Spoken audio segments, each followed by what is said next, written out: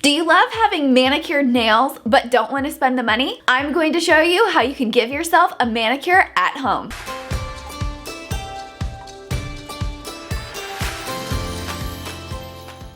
Hey everyone, I'm Coral and welcome to my channel. For anyone who has known me for just about any amount of time knows that I am a nail polish addict. I love having my nails done and I love them looking nice, and I've been doing my own nails for years and years and years. While I love going to the salon and getting my nails done, most of the time I do my manicures at home once a week. So today I'm going to show you the steps to take in order to give yourself an at-home manicure, as well as the products that you need in order to take care of your nails.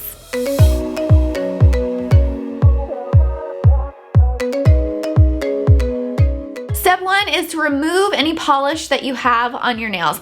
I like to use acetone for this. I have been using acetone as my nail polish remover for years. I haven't noticed any issues with my nails. I know a lot of people don't like to use 100% acetone because of that, but that is just the best thing that I have found to use, and it works well for other parts of my nail and manicure process. After you remove all of your polish, the next step is to shape your nails. For the most part, I like to keep my nails pretty short, so just about every time I do a manicure, I do cut them and file them down. You may just want to file yours, you may want to cut yours, you may not want to do anything. It just depends on the way that you like your nails. Recently, I've been liking to shape my nails in kind of, it's like a squoval, I guess you would call it. It's a little bit flat and straight across the top with rounded corners is how I have been shaping my nails recently. And that's a shape that looks nice on my nails, especially whenever they are short. If you're not very good at shaping your own nails, don't worry, it just takes a little bit of practice and you will get better with time. The next step is to take care of your cuticles. To me, this is a big thing with a manicure. Whenever I give myself a manicure at home, I always do something to take care of my cuticles. Sometimes I like to use a cuticle remover to do this. The one that I've been using recently is the pink creamy cuticle remover. All you do is squirt it on your cuticles, rub it in, let it sit, and then you can use one of your nails or a cuticle pusher to push back your cuticles and remove them. If you're using a cuticle remover, it's going to, for the most part, take it off for you, and then you can wipe off the pusher just on like a paper towel. If you don't use a cuticle remover, you may want to use a cuticle trimmer.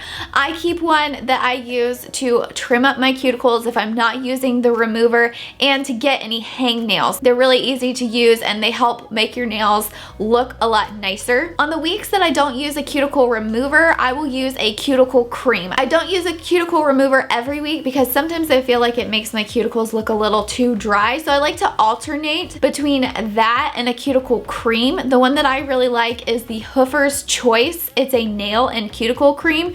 This one, you just scoop a little bit out of the tub, put it on top of your nails and your cuticles, rub it in and let it sit. When I'm using this, I will also push back my cuticles with either my nail or a cuticle pusher, but since this is not a cuticle remover, sometimes you have to go in with a cuticle trimmer afterwards to trim off any excess pieces of your cuticle that are sitting there. When you're done with the cuticle cream or the cuticle remover, you want to make sure you go and wash your hands. That way you get it all off of your nails and it's not sitting on your nails, because that can affect your polish later on. After I've taken care of my cuticles, then I like to take a buffer and buff my nails.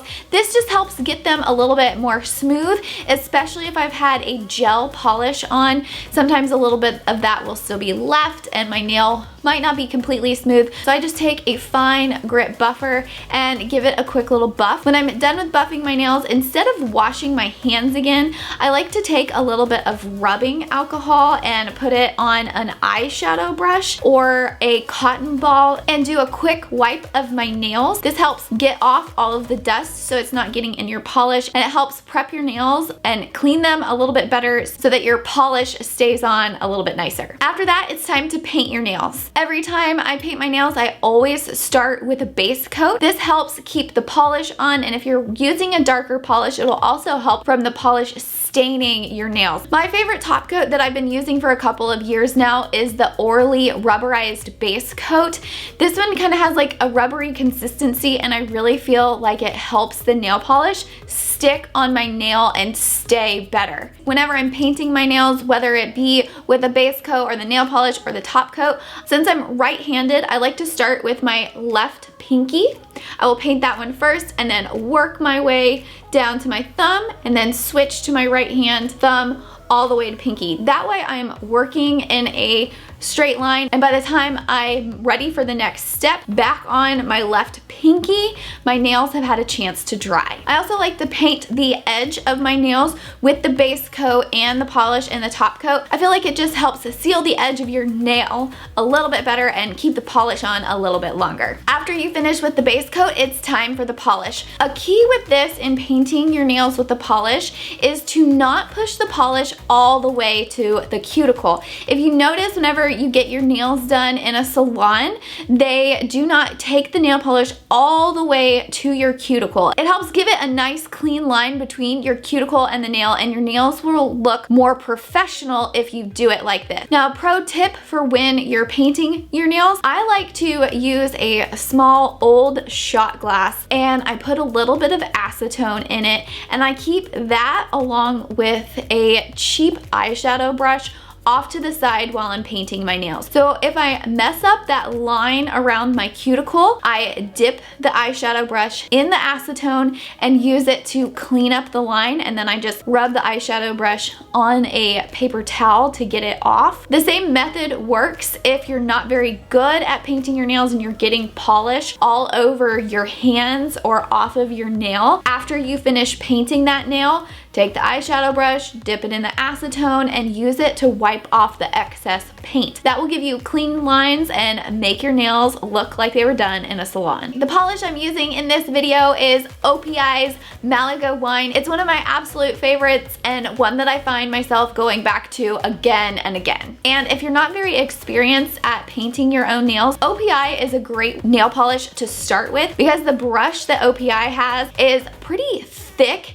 and so whenever you're painting your nails, it gives it a nice coverage. That way you don't have to go over your nail again and again, and that's what's gonna give your nails that sticky, unsmooth look. Once I've done one coat from pinky to pinky, then I will usually do a second coat of the color. Most polishes take 2 coats to be opaque and to bring out the full color, so usually I'm using 2 coats. If it's a super thin polish, then sometimes I will use 3. After you're done with your second coat of color, then it's time for a top coat. My favorite top coat that I've been using for a couple of years now is Essie's Gel Setter. This top coat is a little bit thicker than some other top coats, but it looks really nice on the nails. It's super shiny. It covers the nail really well, and I feel like it makes my nail polish last longer than other top coats that I have tried in the past. As I've continued using it, it does get a little bit thick. Every couple of months, I have to take a nail polish thinner to it to kind of thin it out a little bit so that it's not too thick. But this is the second bottle that I've purchased of this product, and I will continue purchasing this again and again. If you are somebody that doesn't have patience with your nails and likes them to dry fast or you will mess them up, Sech Vite is a really good fast drying top coat. I used this for a long time before I found the Essie Gel Setter. Again, it's nice and shiny and makes your nails look really good, but I do feel like the Essie Gel Setter is better. The last step is give your nails time to dry. After you've gotten through this whole process and you've put the top coat on, give your nails some time. You don't want to waste all of that time that you spent by trying to do something too fast. Sit down, relax, read a book, watch some Netflix, and give your nails ample time to dry. I'm very patient and my nails are really important to me, so I will wait a long time for my nails to dry. I'm not the best at waiting in between coats. I get too impatient in between coats, so I don't let them dry a lot in between the layers of nail polish, so I have to make sure that at the end, I give my nails plenty of time to dry, and even if the top feels a little bit dry, and I know that if I haven't waited a good amount of time, the bottom layers will still be wet. Be patient, give your nails time to dry. Even if you use a fast drying top coat, the layers underneath may not be super dry yet. Don't ruin your nails. be patient. Those are all the steps that you need in order to do an at-home manicure. I hope you enjoyed today's video, and I hope it gives you the confidence to try an at-home manicure yourself. All the products I mentioned are linked down below in the description, so click down below to grab what you need and get started. If you did enjoy today's video, do me a favor and give me a thumbs up down below. Also, comment below and let me know. Are you willing to try an at-home manicure? If you haven't already, click that subscribe button and hit the bell. That way you never miss a video. Thanks for watching, and I'll see you next time.